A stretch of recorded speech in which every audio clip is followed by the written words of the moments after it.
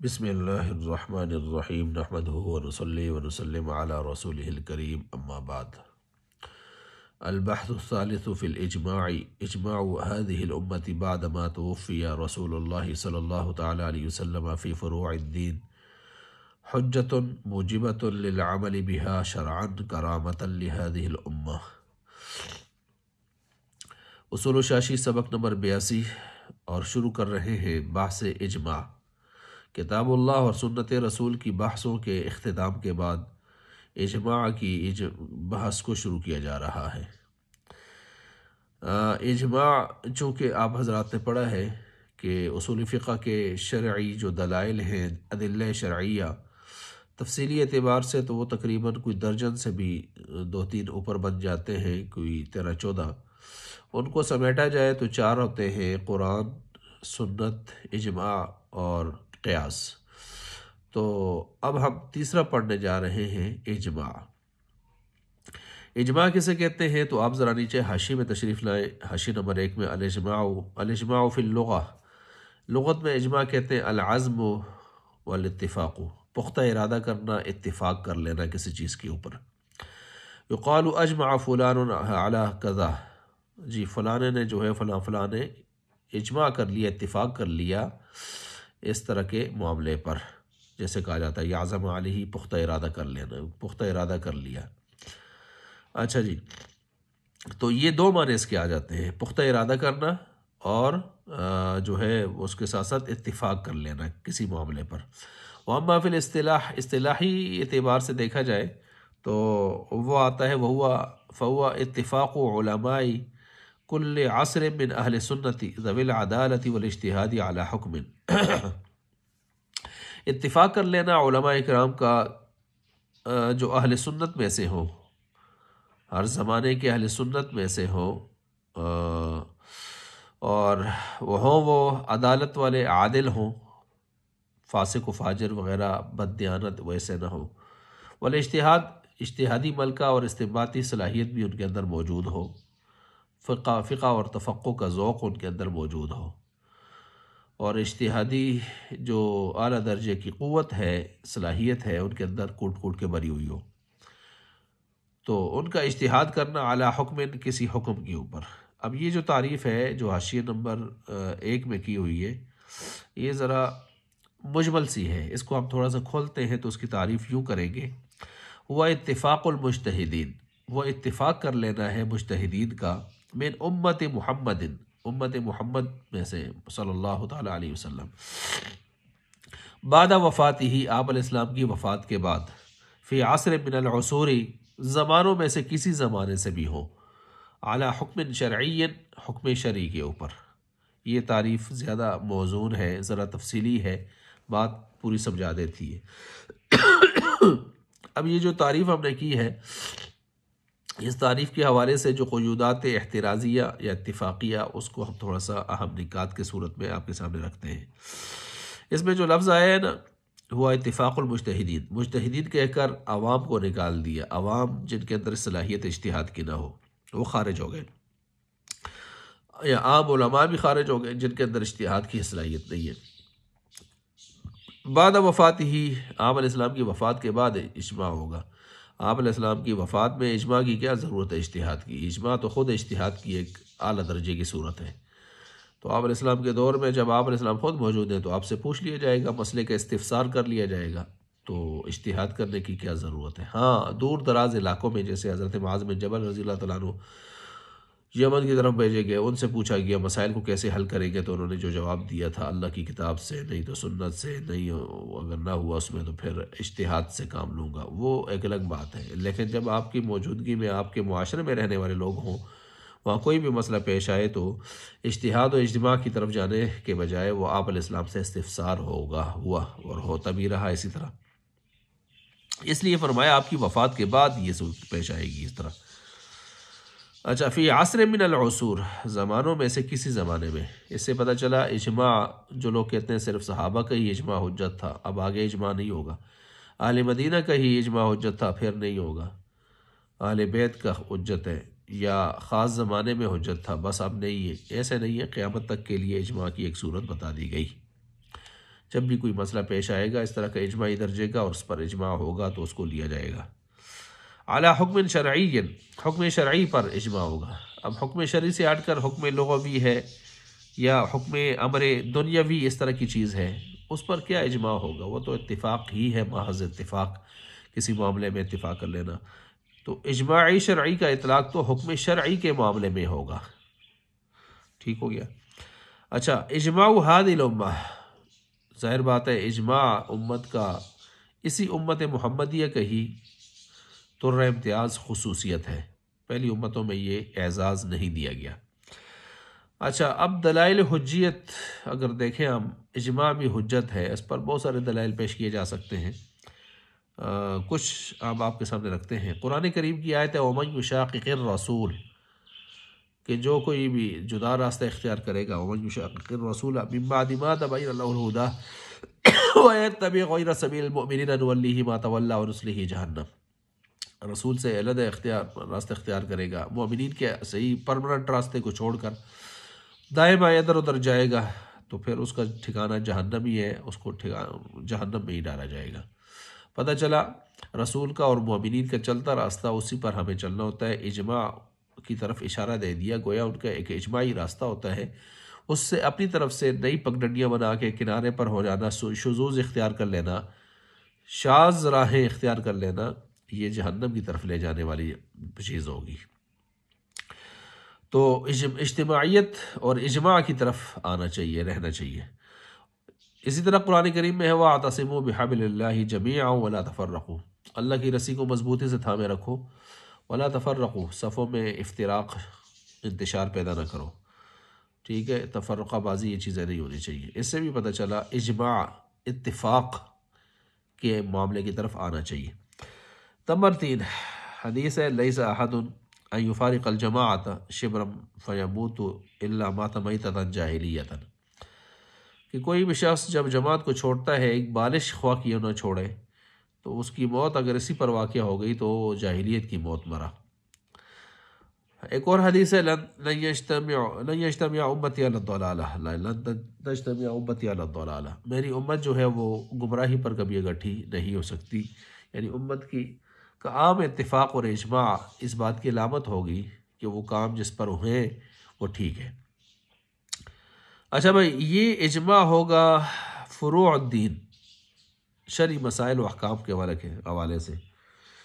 اصول الدین، عقائد ایمانیات کے حوالے سے اجتہاد نہیں ہوگا، کیوں؟ ان کا ثبوت تو قطعی دلائل سے ہوتا ہے نا، اور یہ جو دوسرے فروع الدین ہیں ان کا ثبوت عام طور پر جو ہے دلائل سمعیہ ظنیہ اس ترتیب سے ہوتا ہے، قطعیہ سے بھی ہو سکتا ہے، اور ہر قسم کے دلائل اس کے اندر چلتے ہیں، قطعیہ سے لے کر ظنیہ تک۔ اور عقائد کا ثبوت تو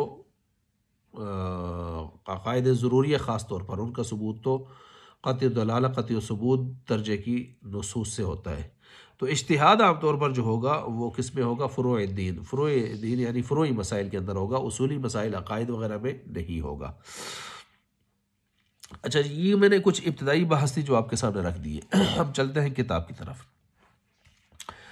کتاب میں ہے اجماع هذه الامہ، اس امت کا اجماع بعد ما توفی رسول اللہ صلی اللہ تعالیٰ علیہ وسلم، بعد وفات ہونے آپ علیہ السلام کی وفات کے بعد، فی فروع الدین، دین کے فروعی مسائل کے اندر اجتہاد ہوگا، حجتن، اجماع ہوگا، حجتن، یہ حجت ہوگا، اور ایسی حجت ہوگا موجبتن، جو واجب کرنے والی ہوگی، للعمل، عمل کو، اس پر عمل کرنے کو، للعمل بہا، شرعن، شرعی اعتبار سے، اور اجماع شرعی ہوگا، حکم شرعی پر ہوگا، اور کرامتاً، یہ اعزاز ہے، خاص طور پر خصوصیت ہے، شرف ہے، لہذا الامہ، اسی امت محمدیہ کا، یعنی پہلی امتوں میں یہ نہیں تھا۔ ٹھیک ہو گیا؟ اب یہاں تک جو میں نے پیچھے تمہید بیان کی تھی ساری، وہ اس عبارت کے اندر آتی ہے ساری، اور اس کو آپ اسی کے ساتھ لگا لیں۔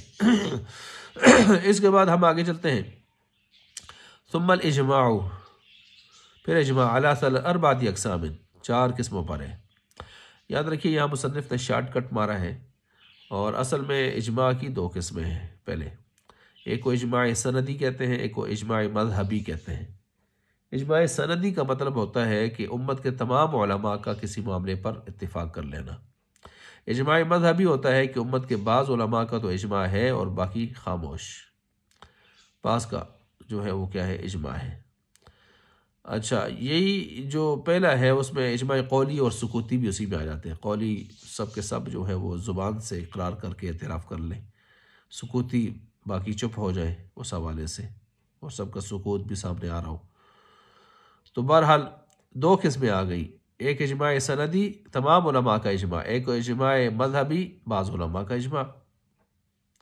پھر یہ جو پہلا ہے اجماع سندی، اس کی 4 قسمیں ہیں جو یہاں سے بیان ہو رہی ہیں صفحہ نمبر 150 سے۔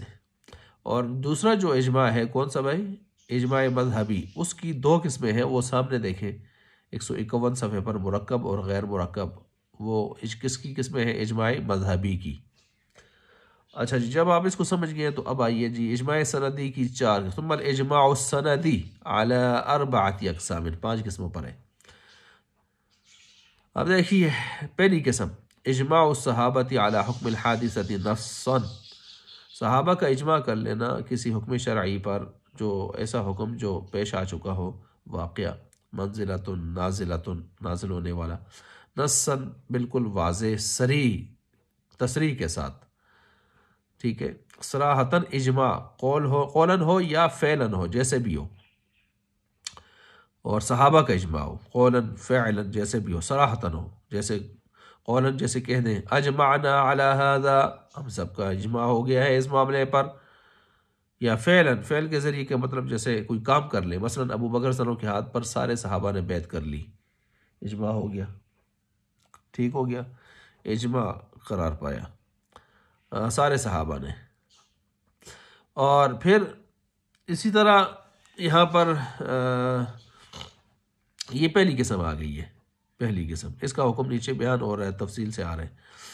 دوسری قسم، ثم اجماعهم، میں نے انہی صحابہ کا اجماع بنص البعض، بعض کی تصریح کے ساتھ، بعض نے کھل کے بیان کر دیا، وسکوت الباقین، باقین عن الرد، اور بعضوں کی طرف سے سکوت، خاموشی آ گئی ہے، توقف آ گیا ہے رد کرنے سے، یعنی ان کو خبر پہنچ گئی، بعد بلوغہم الخبر، بعد خبر پہنچنے ان کو اس اجماع کے، لیکن وہ ان کی طرف سے سکوت رہا۔ یہ سکوت بھی اس بات کی علامت ہو گیا کہ ان کی ہاں یہ اجماع درست ہے، ٹھیک ہے۔ کیوں؟ صحابہ کی صفت ہے لا یخافون لومۃ لائم، وہ پرواہ نہیں کرتے کسی ملامت کرنے والے کی حق کے معاملے میں۔ تو جب وہ خاموش رہے ہیں تو اس سے پتہ چلا کہ وہ اپنی خاموشی سے اس اجماع کی تائید کر رہے ہیں، ٹھیک ہو گیا۔ یہ اجماع کی دوسری قسم ہو گئی۔ پہلے میں تو عملاً، قولاً، صراحتاً سب کا اجماع آیا، دوسرے میں کیا فرق آیا، بعض کا تو صراحتاً آیا، لیکن دوسرے بعض نے چپ سے، خاموشی سے، ان کو اجماع کی خبر پہنچی بھی اور انہوں نے خاموشی اختیار کی، یہ دوسرا اجماع ہو گیا، دوسری قسم کا۔ اجماع سندی کی تیسری قسم، ثم اجماع من بعدهم فيما لم يوجد فيه قول السلفی، پھر اجماع ان تابعین، تبع تابعین کا جن کے پاس سلف یعنی صحابہ میں سے کسی کے بھی کوئی قول ان کے پاس موجود نہیں ہے، صحابی کا کوئی قول وہ نہیں پاتے اپنے پاس، ایسے معاملے میں اجماع ان کا۔ چوتھا، ثم الاجماع على احد اقوال السلف ای الصحابۃ والتابعین، یا بعد کے لوگوں کا اجماع کر لینا کسی ایسے معاملے پر کہ پہلے لوگوں یعنی صحابہ یا تابعین میں سے کسی کا قول اس معاملے میں مل رہا ہے، اور یہ کسی اس معاملے میں پھر کیا کر رہے ہیں، اجماع کر رہے ہیں۔ یہ کتنی قسمیں ہو گئی ہیں، 4۔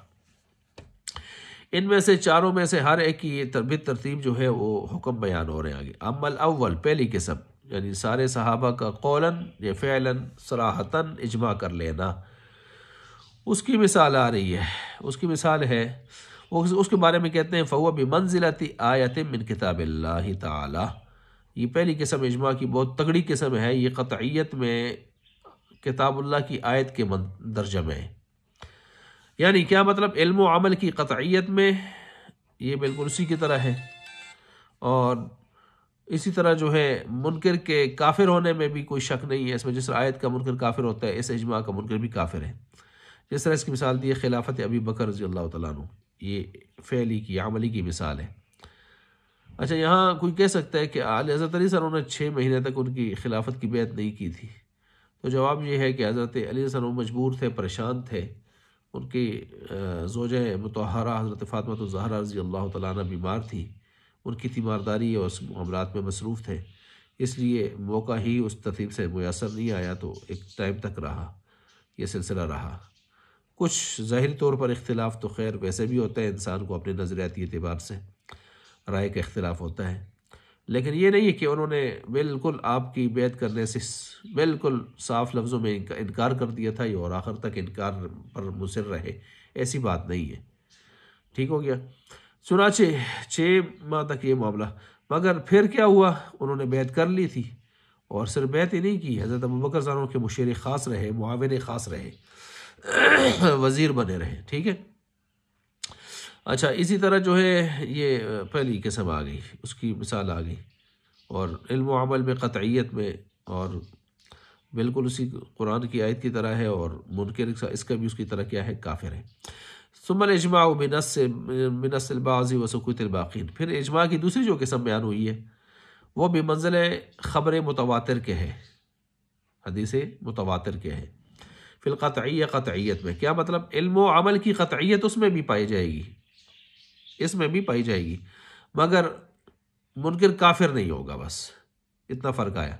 جیسے 3 طلاق کا معاملہ حضرت عمر صلی اللہ علیہ وسلم کے دور میں انہوں نے 3 طلاقوں کو 3 ہی نافذ کروا دیا۔ ٹھیک ہے، کہ اب کسی کی نیت کا اعتبار نہیں ہوگا کہ وہ 3 دے کے کہے کہ میں نے ایک کی نیت کی تھی یا ایک کا معاملہ تھا، ایسے نہیں ہوگا۔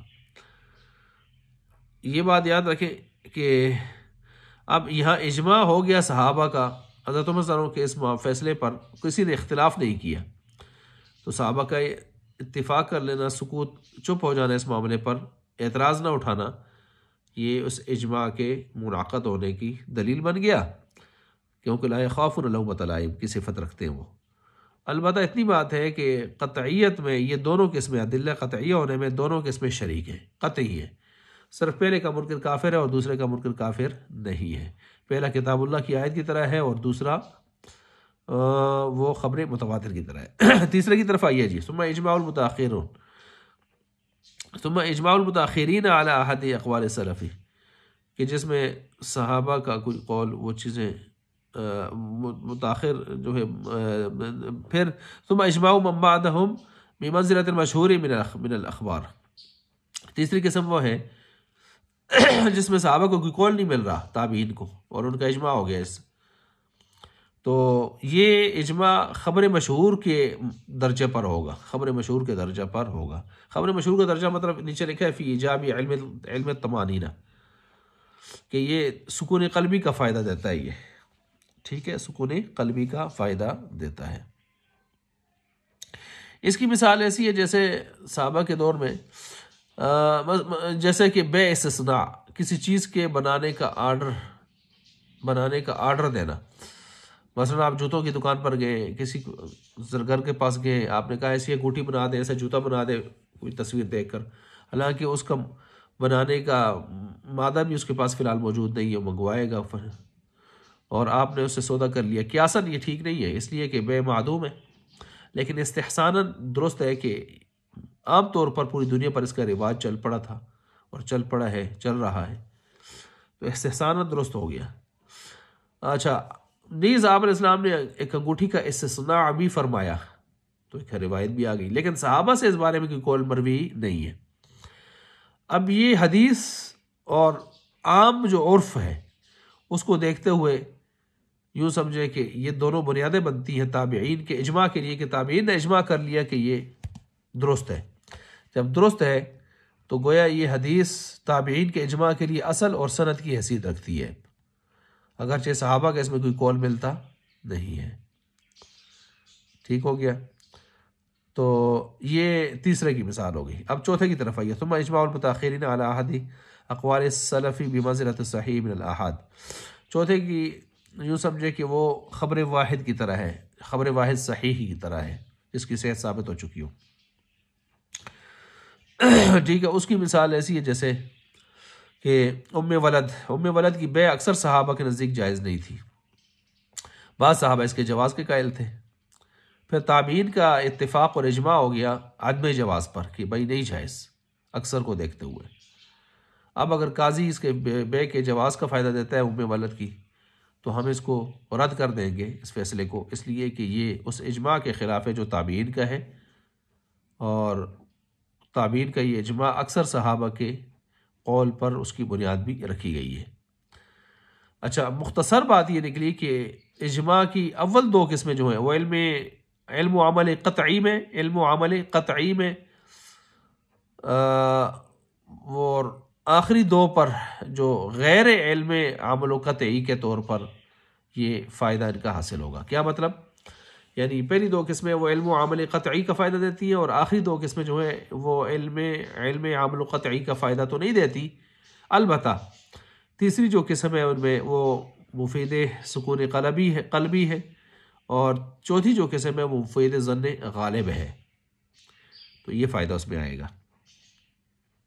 اس بات کے اخیر میں یعنی اجماع سندی کی 4 قسمیں اور ان کے حکم، ان کی مثالیں بیان کرنے کے بعد یہاں مصنف رحمۃ اللہ علیہ فرماتے ہیں والمعتبر فی ھذا الباب، اس حجیت اجماع کے باب میں یہ بات معتبر ہے اور مسلم ہے کہ اجماع ہر ایک کا معتبر نہیں ہوگا، اجماع مجتہدین کا معتبر ہوگا، اور غیر تو خرے کا نہیں ہوگا۔ چنانچہ فرماتے ہیں یا بہت ماہر ارباب علم و فن ہیں، لیکن ان کا فن تفقع اور اجتہاد نہیں ہے، دیگر فنون ہیں، ان میں مہارت ہے، تو ان کا بھی اجماع معتبر نہیں ہوگا۔ مثلا یہاں بتا رہے ہیں اجماع اہل الرائے والاجتہاد، اہل رائے اور اجتہاد کا اجماع تو معتبر ہوگا، فلا یعتبر بقول العوام، عوام کی بات کوئی معتبر نہیں ہوگی، کیونکہ ان میں صلاحیت اور مہارت نام کی کوئی چیز نہیں ہے، مفقود ہے۔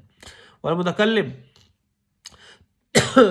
علم کلام کے ماہرین متکلم جو ہیں وہ اصول و عقائد سے بحث کرنے والے اگرچہ بہت ماہر ہوں، لیکن چونکہ ان کا کام اصول دین سے ہے، فروع دین میں اجتہادی ملکہ ان کے اندر نہیں ہے، نہ ہی ان کا کوئی سروکار ہے، لہٰذا ان کا اجماع بھی معتبر نہیں ہوگا۔